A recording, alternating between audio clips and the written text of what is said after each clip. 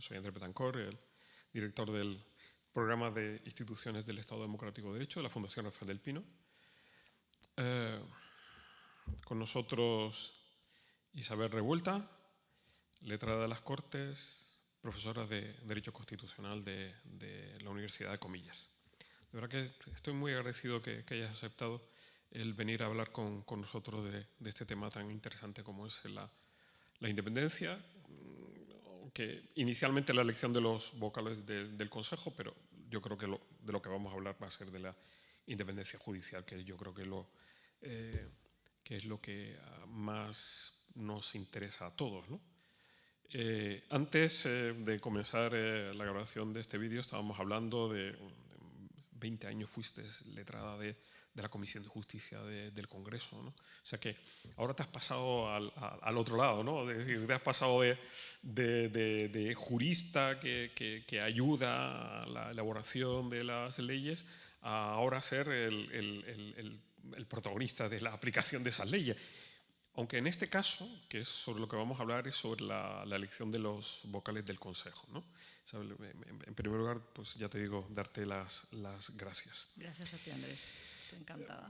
Mira, la primera cuestión es sobre la importancia de la elección de los vocales, lo que se llaman la elección de los vocales togados, ¿no? del Consejo. Explícanos un poco a nuestros oyentes esa diferencia entre togados y no togados, ¿no? Para que está en la Constitución, pero sí, yo creo que es conveniente comenzar por ahí, ¿no? Por supuesto. El artículo 122 de la Constitución establece una composición mixta para el Consejo General del Poder Judicial, que copia, por cierto, del modelo del Consiglio Superiore de la Magistratura italiano, que se ha extendido por toda Europa, entre vocales togados, es decir, vocales judiciales pertenecientes a la carrera judicial, eso que ellos llaman vocales togados, y lo que llaman vocales laicos.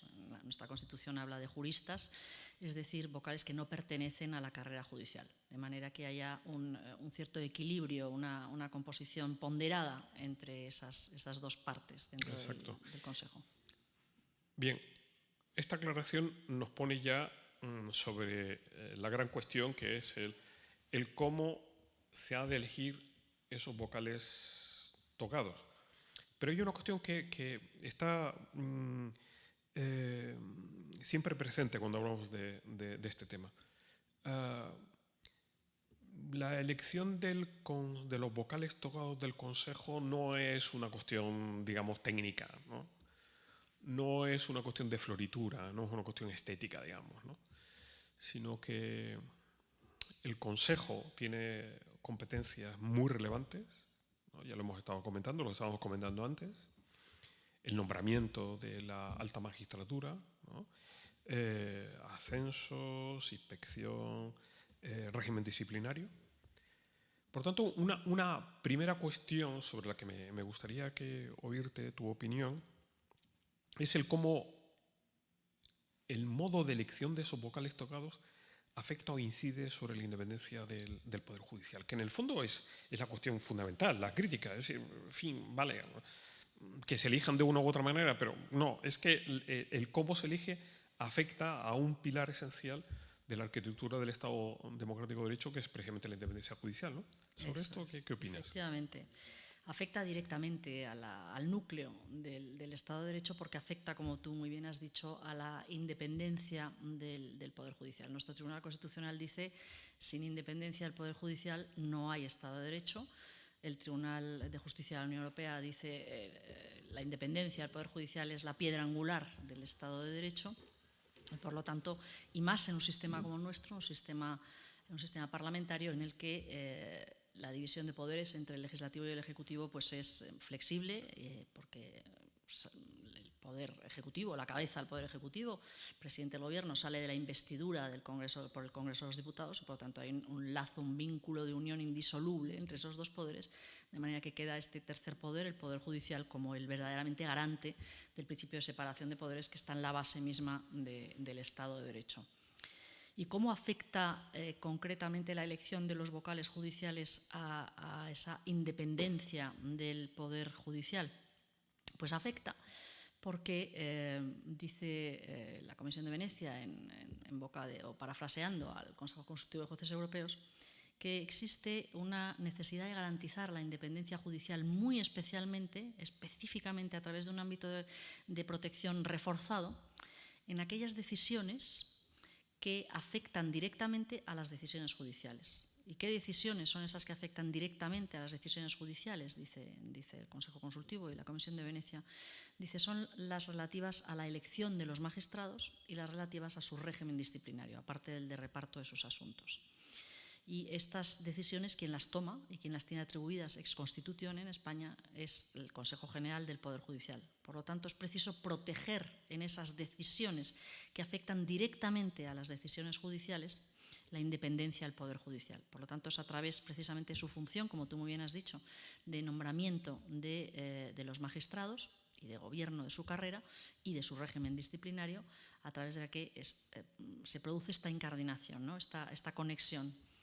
Y por eso hay que proteger la composición del Consejo de todo riesgo de politización, porque si no se corre el riesgo de trasladar esa imagen, sea real o sea percibida, a todo el proceso de nombramiento de los magistrados y, por lo tanto, también al ejercicio que luego hagan esos magistrados. De manera que hay un hilo conductor. Exacto, porque yo creo que los ciudadanos no son conscientes que la independencia del Poder Judicial es la independencia del árbitro, que es el que va a resolver las controversias, y lo que se pretende es que se cumpla una máxima hasta incluso bíblica: nadie puede ser juez de sus propios asuntos, ¿no? Entonces, si queremos realmente igualdad ante la ley, el garante de la aplicación de la ley tiene que ser independiente, ¿no?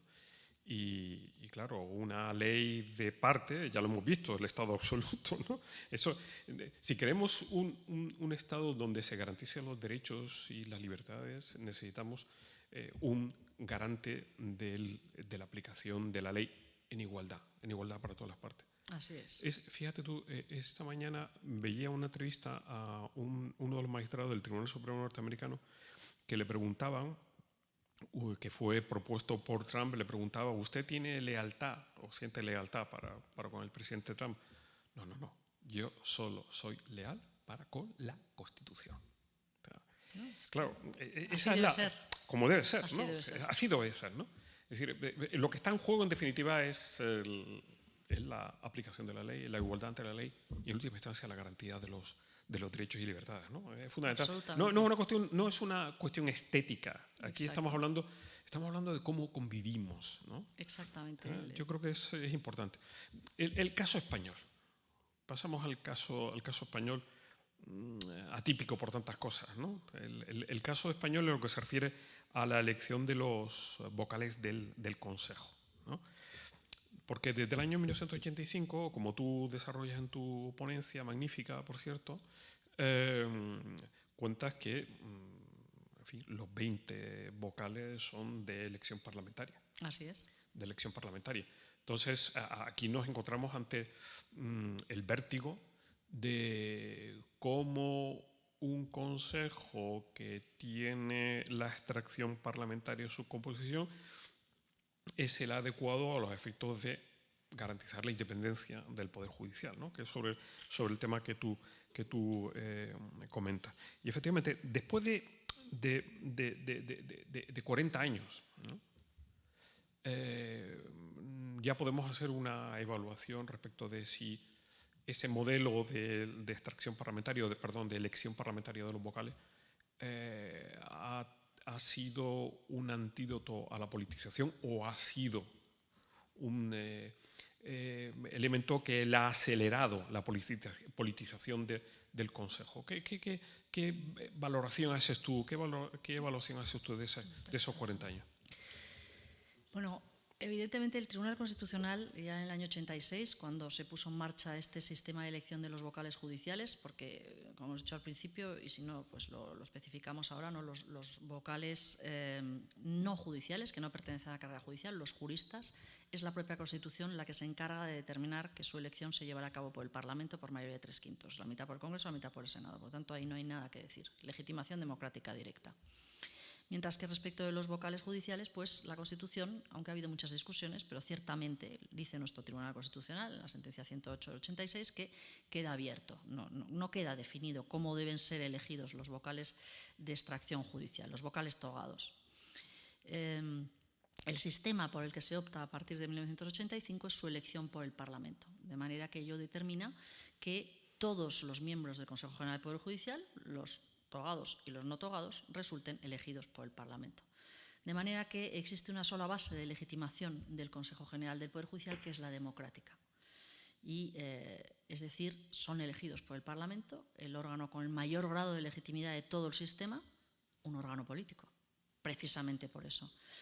Y, por lo tanto, la otra cara de la legitimación democrática es el riesgo de politización. Y, en este caso, el riesgo de politización incide en una no aplicación adecuada al principio de separación de poderes. Sobre todo, como decíamos antes, en un sistema parlamentario en el que hay una división muy flexible entre el Ejecutivo y el Legislativo, si el judicial está también elegido por los mismos criterios y coincide con las mismas mayorías o decisiones de las mayorías políticas del Parlamento, pues aquí no hay división de poderes. ¿Esto en qué se ha traducido en estos 40 años? Pues en un intento, nuestro Tribunal Constitucional dijo ese riesgo existe, ese riesgo de politización, al poner todos los, permítaseme esta expresión, huevos en la misma cesta, esto es, todos van a resultar elegidos por criterios estrictamente democráticos, tiene riesgo, lo dijo el Tribunal Constitucional. Dijo, ahora bien, en la medida en la que el mandato es de 5 años y no de 4, no coincide con el Gobierno, y en la medida en la que los jueces, como tú muy bien has dicho antes, o los magistrados que resulten elegidos no tienen por qué responder, porque no hay aquí un mandato imperativo prohibido por nuestra Constitución, pero tampoco un mandato representativo, no son titulares de un mandato representativo, no tienen por qué responder a las instrucciones de quien les ha elegido, pues veamos cómo funciona el sistema. Bueno, pues lo hemos visto y durante estos 40 años se han producido múltiples incidencias y el riesgo de politización no se ha convertido, en mi opinión, en un riesgo real. La judicatura española se encuentra entre las mejor valoradas, formadas y en su ejercicio más prestigiosas de toda Europa. No cabe la menor duda a ese respecto. Pero sí se ha producido una serie de polémicas políticas en torno a la elección que requiere un acuerdo político de todos los miembros del Consejo General del Poder Judicial, que han proyectado una imagen de politización sobre este órgano de gobierno, que a su vez, como hemos dicho antes, el que tiene la competencia para el nombramiento de las más altas magistrados, más altas categorías de magistrados, esta tinte de politización se transmite o corre el riesgo de transmitirse. Entonces, ¿es real? No, en mi opinión no se ha producido una politización, no ha habido un escándalo en España como el caso Palamara en Italia en el 2019, no ha habido verdaderos problemas. Sí, porque es curioso, Isabel, esto que estás diciendo es muy interesante, porque 40 años después, el que se siga hablando de la magistratura como un reducto de la ultraderecha, de los no sé qué, el lawfare, etcétera, etcétera, oye, no sé si es una politización bastante peculiar porque no habéis conseguido ningún resultado. Porque en el fondo, yo creo que lo que tiene la magistratura española, y te lo digo desde el punto de vista del contexto administrativo, que es el que yo más conozco, el que mejor conozco, es una profesionalidad y una preparación extraordinaria. Extraordinaria, así es. Extraordinaria. Yo creo que se podrá decir muchas cosas que sí, bueno, que hay magistrados de uno u otro, mejores, competentes o no competentes, como todo. En fin, imagínate los catedráticos de Derecho Administrativo. No te quiero ni contar en todos los cuerpos del Estado. lo que hay entre los catedráticos de Derecho Administrativo, ¿no? Pero yo creo que el balance global general es muy positivo. Lo hemos visto como ha sido y está siendo capaz de resistir presiones políticas terribles, terribles, ¿no? Mira, la Comisión de Venecia dice una cosa muy interesante a este respecto a lo que estás diciendo, y luego vuelvo sobre las críticas. Hace una reflexión verdaderamente llamativa. Dice, mire, es que si durante 40 años no se ha dejado a los jueces elegir a los jueces que deben estar o formar parte del Consejo General del Poder Judicial, porque durante 40 años no se les ha permitido, lo que han conseguido es el resultado contrario al querido. Porque ustedes lo han hecho para protegerles del riesgo del corporativismo interno. Pero esto ha producido, es muy interesante el discurso de la Comisión de Venecia, cuando estudia nuestro modelo, dice, esto lo que ha producido es al revés, un inevitable acercamiento de las asociaciones judiciales hacia los partidos políticos. Exacto. Como consecuencia de ser ellos los que llevan a cabo la elección. Exacto. Y entonces han conseguido una doble politización. Exacto. La muy interna, muy interesante. asociaciones, y la externa, partidos políticos. Entonces, queriendo ustedes conjurar los riesgos del corporativismo, lo han duplicado. Exacto. Tienen ahora politización no solamente externa, la política, sino interna, Exacto. la de las asociaciones. Entonces, tienen las dos.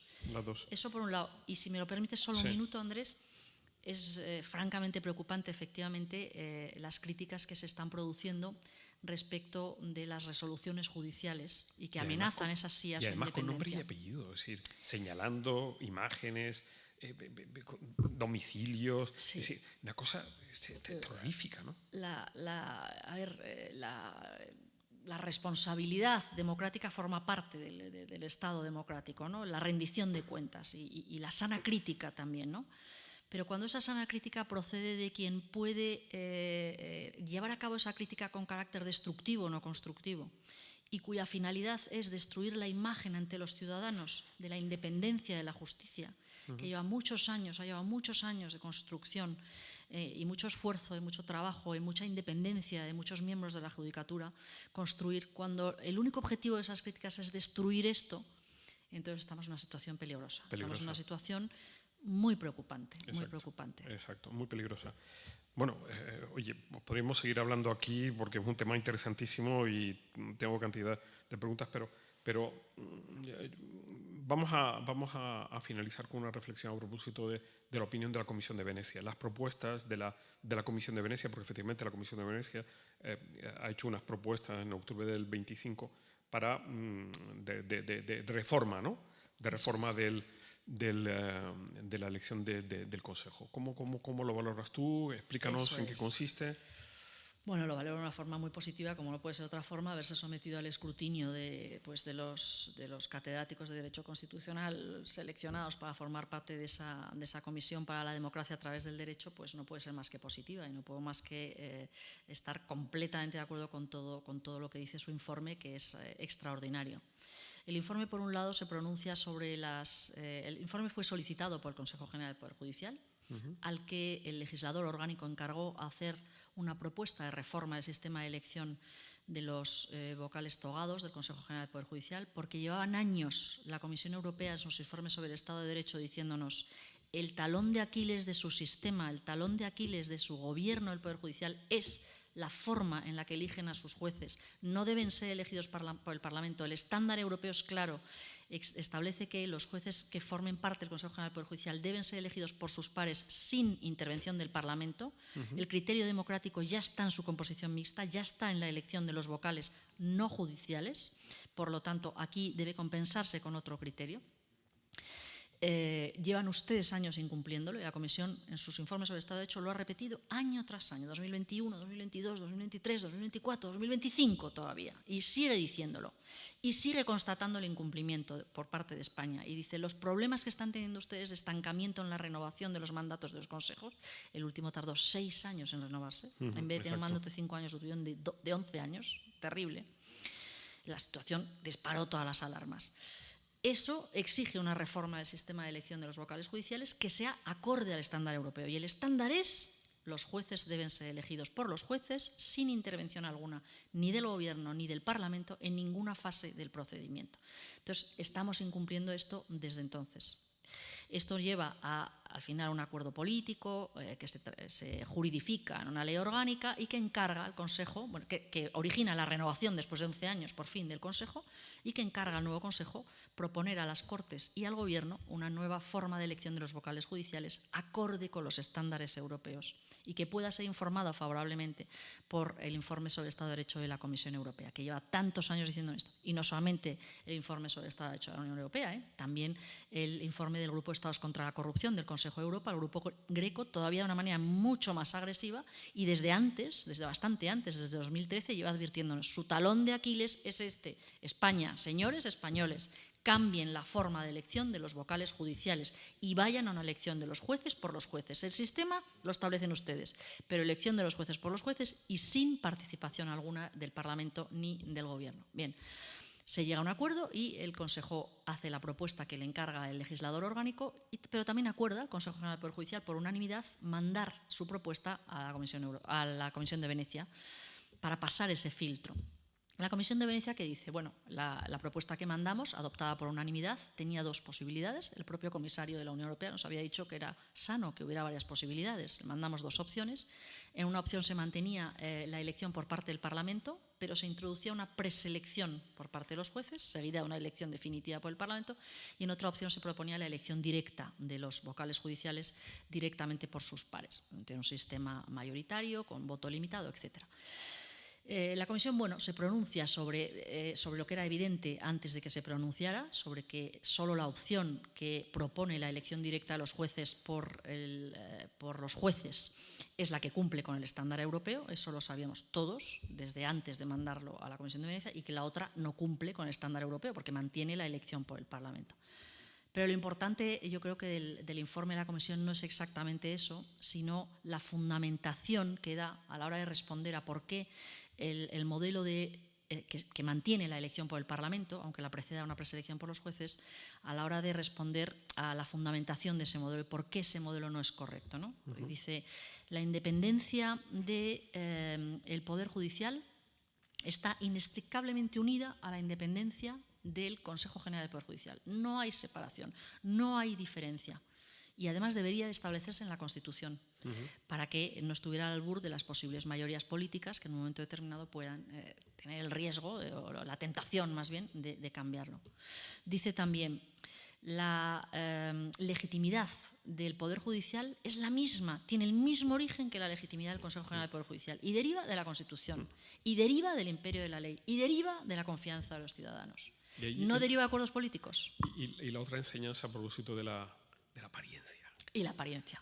Termina diciendo, efectivamente, esa es su tercera afirmación más importante, y además es que si ustedes mantienen una elección por el Parlamento, lo que están haciendo es transmitir una apariencia de politización a todo el proceso, que sea real o no, que en el caso de España no lo es. No ha habido ningún escándalo que lo demostrara, no ha habido ningún caso que pusiera sobre la mesa que se haya producido esa politización de manera real, pero esa apariencia se traslada primero a los vocales judiciales del Consejo, a toda su carrera, y luego a sus decisiones.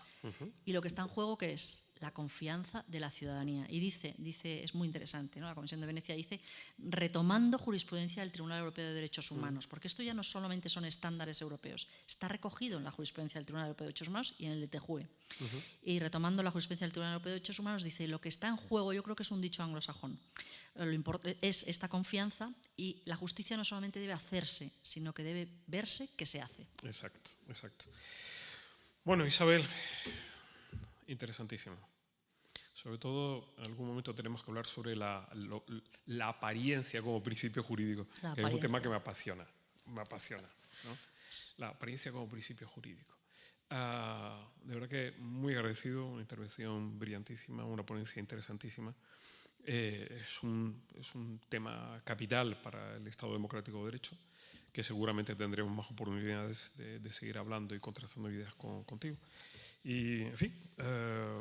Mi agradecimiento a ti, esta institución y a esta iniciativa que es magnífica, ¿no? Hablemos de las instituciones. Sí. Pues te lo agradezco mucho y nada, desearte que sigas contribuyendo, que sigamos conversando sobre estos temas, y a nuestros oyentes que sigan enganchados a este canal con enorme éxito de público y prensa, ¿no? Pues así lo esperamos. Muchísimas gracias, Isabel. A ti, muchas gracias, Andrés.